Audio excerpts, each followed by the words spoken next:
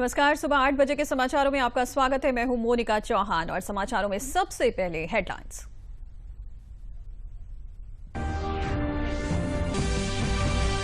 प्रदेश cabinet ने आने वाले 5 सालों में 10,000 स्वास्थ्य उपकेंद्रों की स्थापना का तय किया लक्ष्य। मुख्यमंत्री की अध्यक्षता में हुई कैबिनेट बैठक में डॉक्टर और पैरामेडिकल स्टाफ की कमी को दूर करने और 6 महीने में 10,000 भर्ती का प्रस्ताव पास। 52 सालों बाद पूर्वी पाकिस्तान से विस्थापितों को योगी सरकार ने किया पुनर्वासित। 63 परिवारों को कृषि एवं आवास के लिए दिए जमीन के पट्टे।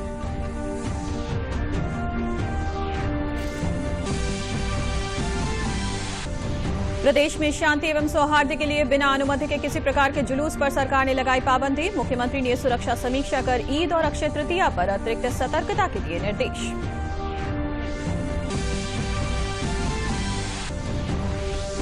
प्रधानमंत्री नरेंद्र मोदी ने जामनगर में WHO global centre for traditional medicine का किया उद्घाटन। इस मौके पर मॉरिशस के प्रधानमंत्री प्रविंद जगन्नाथ और WHO के महानिदेशक रहे मौजूद।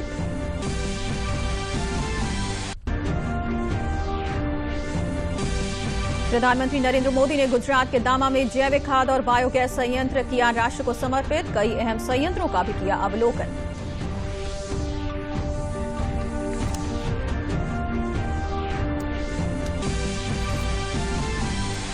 और कोरोना मामलों में वृद्धि को देखते हुए मुख्यमंत्री योगी आदित्यनाथ ने अतिरिक्त सतर्कता के लिए राजधानी लखनऊ सहित NCR में मास्क का प्रयोग किया अनिवार्य।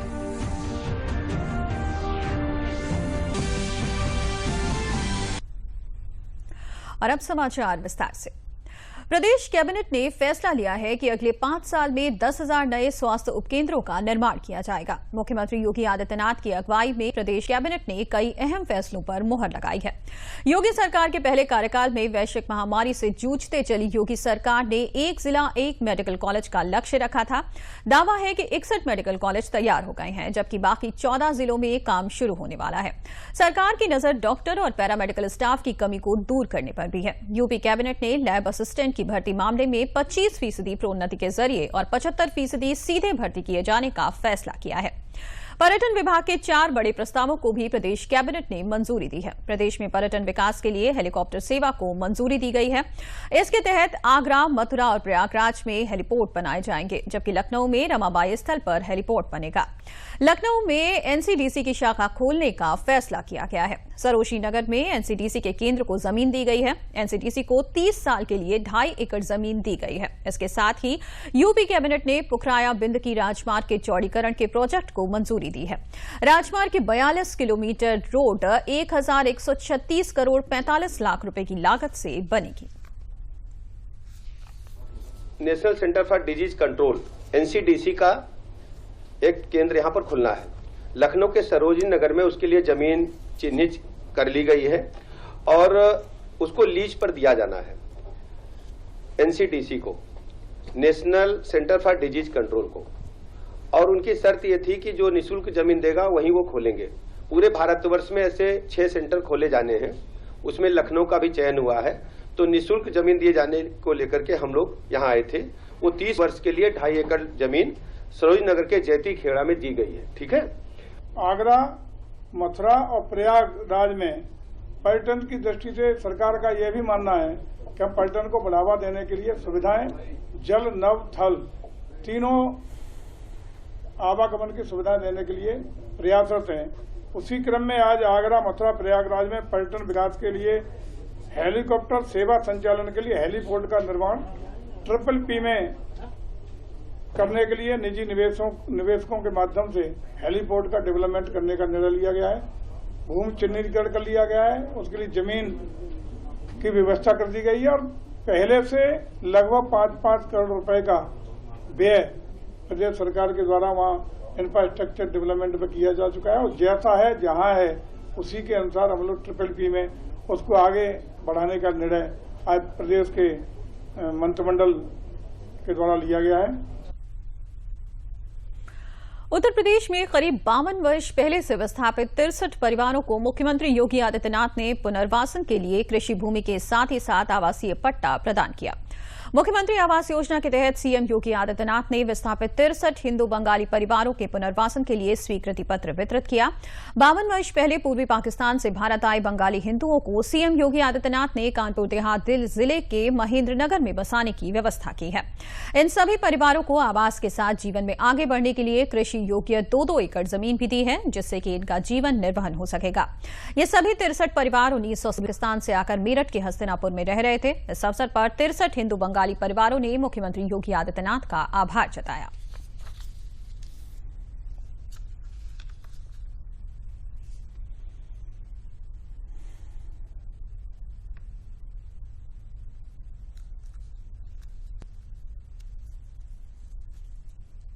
आज का दिन एक बहुत महत्वपूर्ण दिन इसलिए भी हमारे लिए है क्योंकि जिन लोगों को उस देश में जहां के वे मूल निवासी थे वहां शरण नहीं मिल पाई, वहां प्रताड़ित हुए, पीड़ित हुए, आजादी के बाद भी उन्हें उस दंश को झेलना पड़ा था उस देश के अंदर जहां के वे निवासी थे। लेकिन भारत ने 2-2 हाथ उनके सामने फैला करके उन्हें अपने गोद में लेकर के उन्हें न केवल शरण दी बल्कि उनके व्यवस्थित पुनर्वास के कार्यक्रम को भी आगे बढ़ा रहा है। यह भारत की मानवता के प्रति सेवा का एक अभूतपूर्व उदाहरण सबके सामने है। आज जो 63 परिवार के लिए हम यहाँ पर हमारे मुख्यमंत्री जी यहाँ हमारे उपस्थित कराया है, हमें यहाँ बुलाया है। हम अपना मुख्यमंत्री बाबा जोगी जी के बहुत आभारी और शतकोटि प्रणाम। मुख्यमंत्री योगी आदित्यनाथ ने जोन एवं रेंज स्तर के पुलिस अधिकारियों और मंडलायुक्तों के साथ वीडियो कॉन्फ्रेंसिंग के माध्यम से कानून व्यवस्था की समीक्षा की। आगामी ईद, अक्षय तृतीया जैसे त्योहारों को ध्यान में रखते हुए पुलिस अधिकारियों से सतर्क रहने और सावधानी बरतने के निर्देश दिए। उन्होंने कहा कि सौहार्द, शांति और कानून व्यवस्था राज्य सरकार की प्राथमिकता में है। अराजकता और अव्यवस्था फैलाने वालों के विरुद्ध कड़ी कार्रवाई की जाएगी। थानाध्यक्ष से लेकर एडीजी तक अगले 24 घंटे के भीतर अपने क्षेत्र के धर्मगुरुओं और प्रतिष्ठित जनों के साथ संपर्क बनाएं। बिना अनुमति के प्रदेश में किसी भी प्रकार के जुलूस, शोभा यात्रा और धार्मिक यात्रा को निकालने की मंजूरी न दी जाए। इस अवसर पर लखनऊ के गुडम्बा थाना क्षेत्र में बालिका उत्पीड़न प्रकरण पर गंभीर कार्रवाई के निर्देश दिए गए हैं।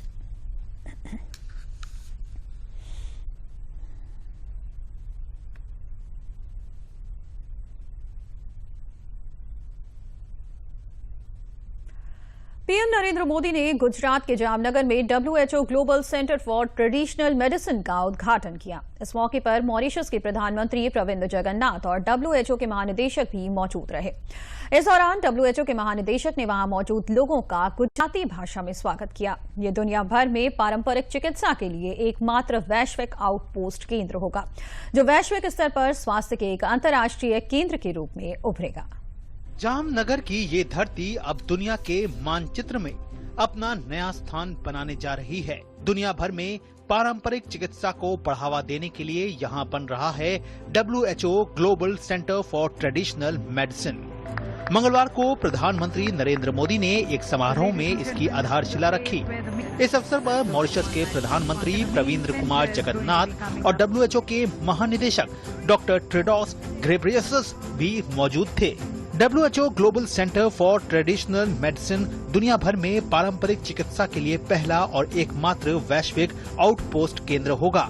ये वैश्विक स्तर पर स्वास्थ्य के एक अंतर्राष्ट्रीय केंद्र के रूप में उभरेगा। पीएम ने कहा कि WHO ने ट्रेडिशनल मेडिसिन के इस सेंटर के रूप में भारत के साथ एक नई साझेदारी की है। ये ट्रेडिशनल मेडिसिन के क्षेत्र में भारत के कंट्रीब्यूशन और पोटेंशियल दोनों का सम्मान है। WHO global centre for traditional medicine के लिए सभी ने अपनी शुभकामनाएं दी हैं। मैं सभी का आभारी हूं। साथियों, WHO ने ट्रेडिशनल मेडिसिन के सेंटर के रूप में भारत के साथ एक नई पार्टनरशिप की है।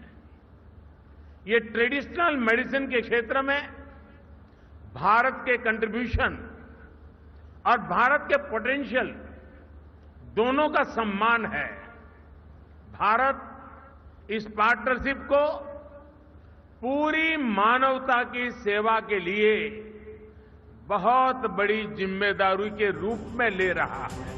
प्रधानमंत्री ने बताया कि जामनगर में इस संस्थान की स्थापना क्यों अहम है। उन्होंने बताया कि 50 साल पहले जामनगर में पहली आयुर्वेदिक यूनिवर्सिटी की स्थापना हुई थी। यहाँ एक बेहतरीन आयुर्वेद संस्थान इंस्टीट्यूट एंड आयुर्वेदा है और अब ये WHO का ग्लोबल सेंटर वेलनेस के क्षेत्र में जामनगर को वैश्विक पहचान देगा। पीएम ने कहा कि ये शिलान्यास आने वाले 25 साल के लिए विश्व भर में ट्रेडिशनल मेडिसिन के युग का आरंभ कर रहा है। जामनगर की धरती पर ये सिर्फ एक भवन का शिलान्यास नहीं हुआ है, ये सिर्फ एक संस्थान का शिलान्यास नहीं हुआ है, लेकिन मैं विश्व भर में आज जब भारत आजादी का अमृत महोत्सव मना रहा है, वो शिलान्यास आने वाले 25 साल के लिए विश्व भर में ट्रेडिशनल मेडिसिन के युग का आरंभ कर रहा है। दरअसल ये संस्थान भारत के आयुष उद्योग के लिए बहुत महत्वपूर्ण होगा और भारत को आयुर्वेदिक और हर्बल उत्पादों के लिए वैश्विक बाजार बनाने का अवसर प्रदान करेगा। पीएम ने कहा कि भारत की पारंपरिक चिकित्सा पद्धति सिर्फ इलाज तक सीमित नहीं है, बल्कि ये लाइफ की एक होलिस्टिक साइंस है। वेलनेस का हमारा जीवन में क्या महत्व है, ये हमने कोविड पैंडेमिक के इस दौर में अनुभव किया है। इसलिए विश्व को आज हेल्थ केयर डिलीवरी के नए आयाम की तलाश है। मुझे खुशी है कि इस साल के आवर प्लेनेट आवर हेल्थ ये नारा देकर WHO ने भारत का वन अर्थ वन हेल्थ इस विजन को आगे बढ़ाया है। इस मौके पर पीएम ने भारतीय योग का भी जिक्र किया और बताया कि कैसे तमाम बीमारियों से लड़ने में योग दुनिया के काम आ रहा है। उन्होंने कहा कि अंतर्राष्ट्रीय योग दिवस के माध्यम से योग दुनिया में प्रचलित हो रहा है और दुनिया भर में मानसिक तनाव को कम करने में अहम भूमिका अदा कर रहा है। पीएम ने इस मौके पर एक प्रदर्शनी का भी निरीक्षण किया। प्रदर्शनी में भारतीय पारंपरिक चिकित्सा पद्धति से जुड़े तमाम आयामों को देखा और समझा गया, तो साथ ही ये भी जाना गया कि कैसे ये दुनिया में भी प्रचलित है। 25 मार्च को विश्व स्वास्थ्य संगठन और भारत सरकार ने WHO global centre for traditional medicine की स्थापना के लिए एक समझौते पर हस्ताक्षर किए थे। भारत सरकार ने इसके लिए $250 मिलियन अमेरिकी डॉलर का निवेश किया है। इस कार्यक्रम में मौजूद WHO महानिदेशक ने भारत की जमकर तारीफ की। प्रधानमंत्री ने गुजरात के दामा में स्थापित जैविक खाद और बायोगैस संयंत्र राष्ट्र को समर्पित किया। उन्होंने खिमना, रतनपुरा, भीलड़ी, राधनपुर और थावर में स्थापित होने वाले 100 टन क्षमता के 4 गोबर संयंत्रों की आधारशिला भी रखी। प्रधानमंत्री ने बनास डेयरी के इतिहास पर विकास यात्रा को समेटते हुए एक कॉफी टेबल बुक का विमोचन भी किया। विभिन्न परियोजनाओं का उद्घाटन करने से पूर्व प्रधानमंत्री नरेंद्र मोदी ने आलू प्रसंस्करण संयंत्र का दौरा किया और वहां उत्पादित अंतिम उत्पादों को देखा। प्रधानमंत्री ने डेयरी प्लांट का भी निरीक्षण किया। उन्होंने प्लांट लेआउट और डेयरी प्लांट बनाने वाली विभिन्न इकाइयों के बारे में विस्तार से बताया। वहीं गुजरात के बनासकांठा जिले के दियोदर में नए डेयरी कॉम्प्लेक्स और आलू प्रसंस्करण प्लांट राष्ट्र को समर्पित करने के मौके पर प्रधानमंत्री ने कहा कि कार्यक्रम का हिस्सा बनकर मेरी खुशी कई गुना बढ़ गई है। उन्होंने कहा कि हमारी पारंपरिक ताकत से भविष्य के निर्माणता का ये उत्तम उदाहरण है। प्रधानमंत्री ने कहा कि बनास डेयरी ने ये भी सिद्ध किया है कि स्थानीय किसानों की आय बढ़ाने के लिए दूसरे संसाधनों का भी उपयोग किया जा सकता है।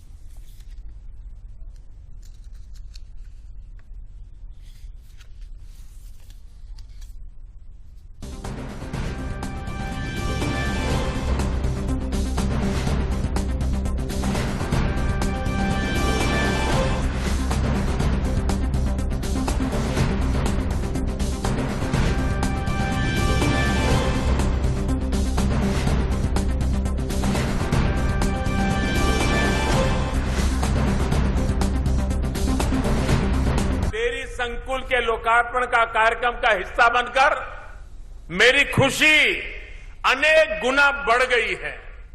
आज यहां जो भी लोकार्पण और शिलान्यास किए गए हैं वो हमारी पारंपरिक ताकत के से भविष्य के निर्माण के उत्तम उदाहरण है।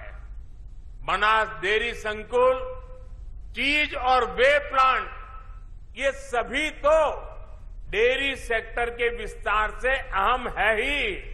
बनास डेयरी ने ये भी सिद्ध किया है कि स्थानीय किसानों की आय बढ़ाने के लिए दूसरे संसाधनों का भी उपयोग किया जा सकता है। मुख्यमंत्री योगी आदित्यनाथ ने कोविड से लोगों को सुरक्षित रखने के उद्देश्य से सतर्कता बरतने का निर्देश दिए हैं। गौतम बुद्ध नगर, हापुड़, गाजियाबाद, मेरठ, बुलंदशहर, बागपत और लखनऊ में सार्वजनिक स्थानों पर मास्क लगाना अनिवार्य कर दिया है। इसका आदेश अपर मुख्य सचिव अवनीश अवस्थी ने जिले के डीएम और एसपी को जारी कर दिया है। देश में कोरोना की चौथी लहर की आहट को देखते हुए इस तरह के कदम उठाए जा रहे हैं जिससे लोगों को सुरक्षित रखा जा सके।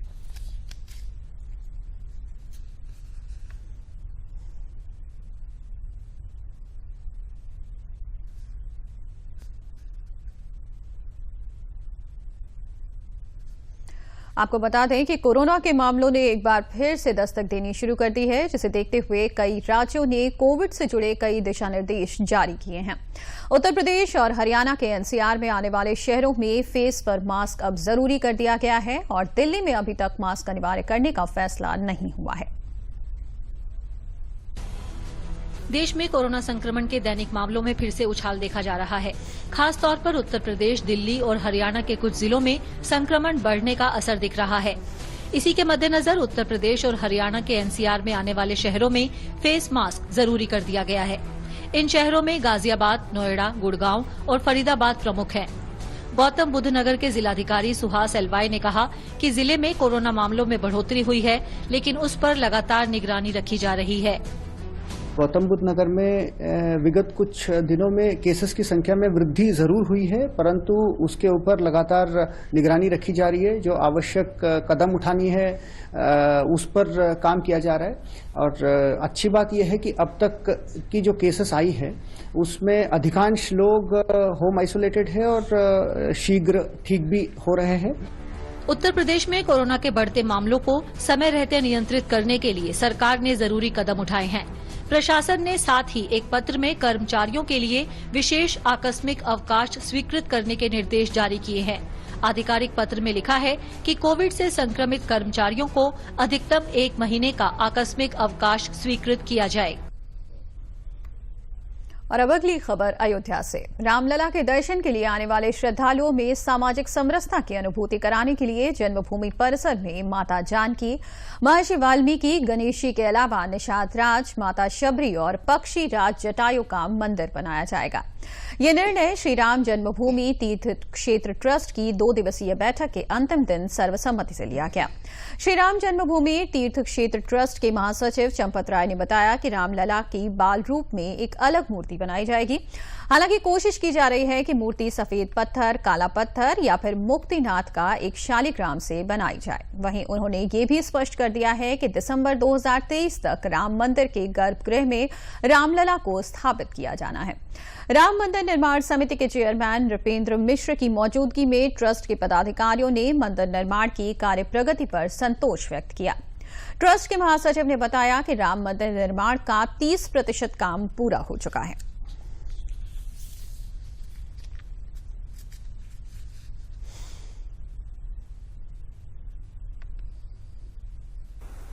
बहुत माइन्यूट चीजों पर चर्चा हुई और टाइम प्लान बनाने की चेष्टा की गई,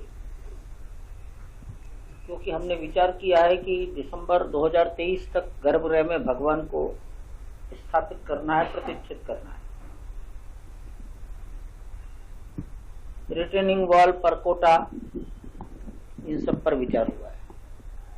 एक विचार ये आया है कि परिसर में रामलला के मंदिर के साथ साथ महर्षि वाल्मीकि का एक मंदिर बनना चाहिए,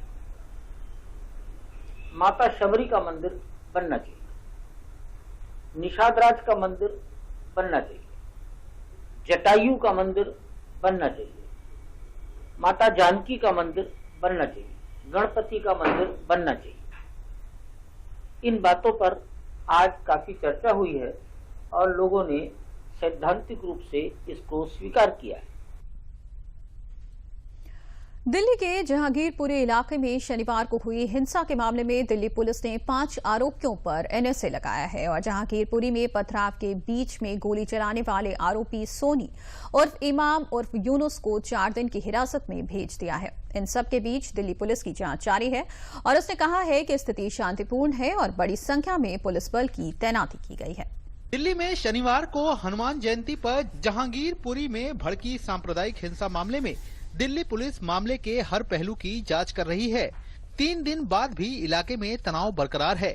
गृह मंत्रालय ने अतिरिक्त सुरक्षा बलों को तैनात किया। सीआरपीएफ की 12 कंपनियां मंगलवार को तैनात की गयीं। अब तक कुल 15 सीएपीएफ कंपनियों की तैनाती की गई है। मामले की जांच दिल्ली पुलिस की अपराध शाखा कर रही है। जांच के लिए क्राइम ब्रांच की टीम मंगलवार को फिर से जहांगीरपुरी पहुंची। दिल्ली पुलिस का कहना है कि स्थिति शांतिपूर्ण है और बड़ी संख्या में पुलिस बल की तैनाती की गई है। जो लोग हथियारों के साथ दिखे थे वे सब गिरफ्तार हुए हैं। Situation is peaceful. नेट्रिक्स थोड़ा डाउन कर दो यार। We have adequate force deployment over here. We are in continuous touch with the citizens over here and also with the Peace Committee and Aman Committee people, and we are maintaining peace and tranquility.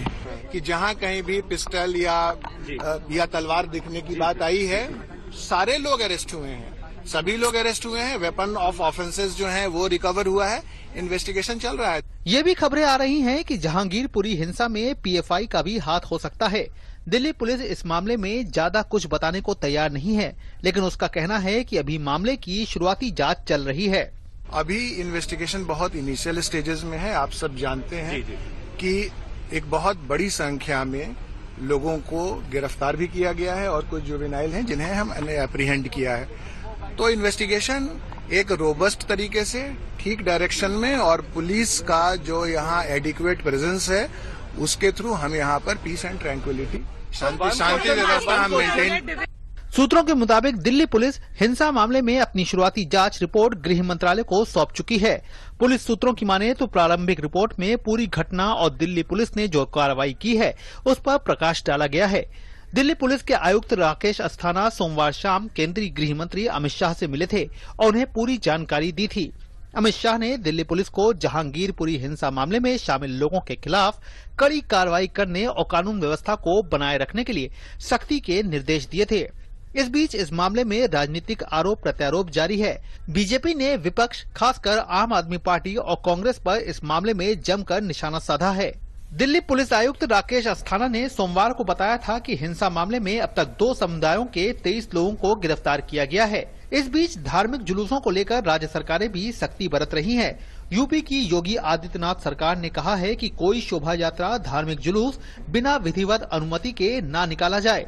योगी सरकार ने अपने आदेश में कहा है कि अनुमति केवल उन्हीं धार्मिक जुलूसों को दी जाए जो पारंपरिक हों, नए आयोजनों को अनावश्यक अनुमति न दी जाए।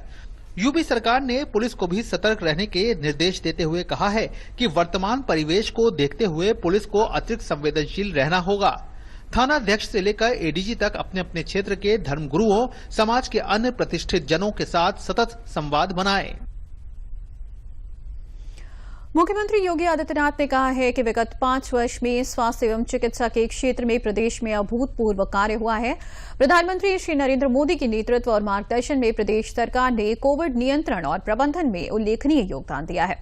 इंसेफेलाइटिस उन्मूलन के प्रयास और कोविड प्रबंधन में प्रदेश को वैश्विक संस्थाओं से सराहना मिली है। प्रधानमंत्री की प्रेरणा से हेल्थ इंफ्रास्ट्रक्चर विकास में अच्छा कार्य हुआ है। हमारी आबादी अधिक है, किंतु स्वास्थ्य सेवाओं की सहज उपलब्धता और बेहतरीन प्रबंधन ने स्वास्थ्य क्षेत्र में लोगों में एक विश्वास जताया है। एक टीम के रूप में ये प्रयास सतत जारी रखा जाए। मुख्यमंत्री शास्त्री भवन में चिकित्सा एवं स्वास्थ्य सेक्टर के 5 विभागों के प्रस्तुतिकरण के अवसर पर अपने विचार व्यक्त कर रहे थे। चिकित्सा एवं स्वास्थ्य सेक्टर के अंतर्गत चिकित्सा, स्वास्थ्य एवं परिवार कल्याण विभाग, चिकित्सा शिक्षा विभाग, आयुष विभाग, बाल विकास एवं पुष्टाहार विभाग, खाद्य एवं औषधि प्रशासन विभागों का प्रस्तुतिकरण किया गया। मुख्यमंत्री ने कहा कि नियोजित प्रयासों से एनएचआरएम, एनएचएम जैसे स्वास्थ्य विभाग के विभिन्न कार्यक्रमों को भ्रष्टाचार मुक्त बनाया गया है। दवाओं की खरीद को पारदर्शी बनाया गया है। ये शुचिता बनी रहे। भ्रष्टाचार की हर एक शिकायत को गंभीरता से लेते हुए कठोरतम कार्रवाई की जाए। उन्होंने कहा कि आयुष्मान भारत योजना तथा मुख्यमंत्री जन आरोग्य योजना के तहत गोल्डन कार्ड का लाभ पात्र व्यक्तियों को सुनिश्चित कराया जाए। मुख्यमंत्री योगी आदित्यनाथ ने शास्त्री भवन में नगरीय विकास सेक्टर का प्रस्तुतिकरण देखा। इसके अंतर्गत 5 विभागों नगर विकास, नगरीय रोजगार व गरीबी उन्मूलन विभाग, आवास एवं शहरी नियोजन विभाग, पर्यावरण, वन एवं वन्य जीव विभाग द्वारा प्रस्तुतिकरण दिए गए। इस अवसर पर मुख्यमंत्री ने कहा कि प्रदेश की कुल जनसंख्या का 24% हिस्सा शहरी आबादी का है, जो राज्य की जीडीपी में 65% का योगदान करता है। स्वस्थ एवं प्रदूषण मुक्त शहर, समावेशी शहर विकास, उच्च स्तरीय आधुनिक नगरीय सुविधाएं और ई गवर्नेंस के लिए हमारी सरकार प्रतिबद्ध है। नगर नियोजन करते समय हमें भविष्य की जरूरतों और जन आकांक्षाओं का ध्यान भी रखना होगा। मुख्यमंत्री ने कहा कि शुद्ध पेयजल हर नागरिक का अधिकार है। विगत 5 वर्षों में हुए अभूतपूर्व प्रयासों से अब विंध्य और बुंदेलखंड क्षेत्रों के घरों में भी शुद्ध पेयजल की आपूर्ति का सपना पूरा हो रहा है। सभी नगरीय निकायों में हर घर नल के संकल्प के साथ चरणबद्ध रूप से कार्य किया जाए। अगले 2 वर्ष में कम से कम 50% आबादी को शुद्ध पेयजल उपलब्ध कराना हमारा लक्ष्य होना चाहिए। श्रावस्ती के भिनगा कलेक्ट्रेट सभागार में पहुंचे भारत सरकार के केंद्रीय उद्योग मंत्री महेंद्र नाथ पांडे ने आंगनबाड़ी और आशा बहु सम्मान समारोह में शिरकत की। इसके बाद उन्होंने आंगनबाड़ी कार्यकर्ताओं और आशा बहुओं को सम्मानित किया। वहीं केंद्रीय मंत्री ने गर्भवती महिलाओं की गोद भराई की रस्म को भी पूरा किया। इसके बाद केंद्रीय मंत्री ने अधिकारियों के साथ बैठक की और पत्रकार वार्ता करते हुए केंद्रीय मंत्री ने कहा कि श्रावस्ती जनपद आकांक्षी जिलों में आता है, जिसके लिए केंद्र सरकार पूरे जोर शोर से काम कर रही है, जिससे जनपद का विकास तेजी से हो सके। वहीं लाउड स्पीकर विवाद को लेकर केंद्रीय मंत्री ने कहा कि सुप्रीम कोर्ट ने ध्वनि को लेकर एक निर्धारित सीमा तय की है, जिसके अंदर लोगों को उसका पालन करना चाहिए। हम सभी धर्मों का सम्मान करते हैं।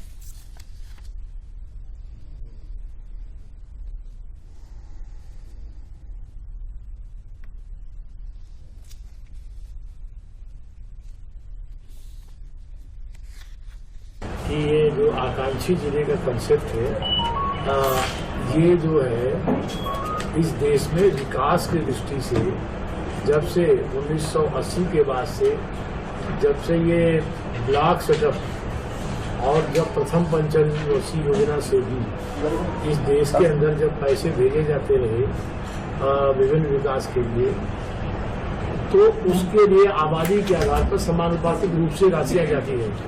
लेकिन देखा यह गया, नरेंद्र मोदी जी द्वारा स्टडी कराई गई कि भारत में कुल 712, अब इस समय 716, इस समय 733 है। इन जिलों में 117 जिले अपने बगल आसपास के जिलों में पिछड़ गए थे। तो पिछड़ा शब्द बोल के उनके अंदर इंस्पिरेशन, आकांक्षा जगा के उनको उन पैरामीटर पर खास करके बुनियादी सुविधाएं, इंफ्रास्ट्रक्चर, शिक्षा, स्वास्थ्य, इन सब विषयों पर जीवन शैली, तो उस दृष्टि से मैं आपके माध्यम से बताना चाहूँगा कि श्रावस्ती में और खासकर मोदी जी के अपने विजनरी अप्रोच से युवा जिलाधिकारियों की, युवा अधिकारियों की टीम इन जिलों में तैनात की गई और उसका प्रतिफल मिला है कि ये जिले भी अब बहुत तेजी से उन विषयों में आगे आए हैं। और इस बुलेटिन में फिलहाल इतना ही। नमस्कार।